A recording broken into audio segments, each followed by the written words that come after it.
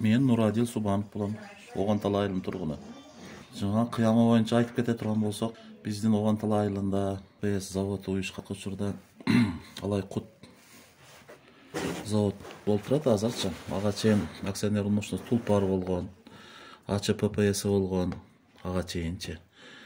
Ошол жерде иштеген сотрудниктер, кызматкерлер бардыгы ошол жерде иштегенбиз. Мен дагы ошол жерде инструктор по производству оборудования деген элге сатып, өзүн Кыргызстандын ичинде сатчу элек, андан сырткары Өзбекстан, Казакстанга чейин сатчу элек.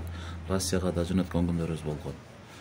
Эме болгондон кийин 99-жылы келечекке сатылгандан кийин биздин заводчу биз ошол жерден жумушсуз калдык, иштебей калдык.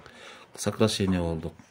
Ошол себептен айылдагы ошол жерде иштеп кеткен, чыккан, иштеген эжелер, акалар бардыгыбыз башыбызды бириктирип 2012-жылы өзүбүз үй шартында анан жаңа кыямын даярдай баштадык. Өтө эле көп пайдасы бар.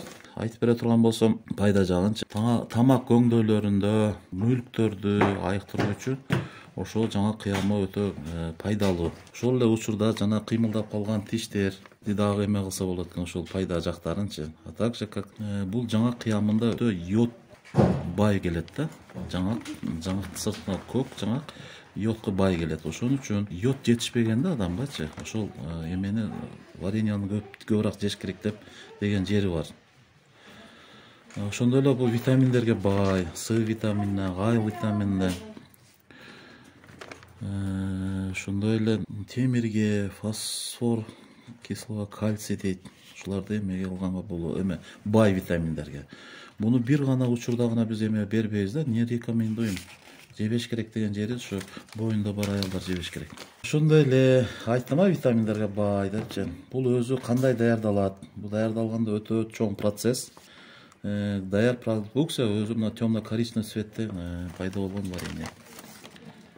Темно-коричневый цветте пайда болот. Ошону даярдайбыз. Куйганда биз азыркы учурда карсыноцеллах 3 жолу жеш керек.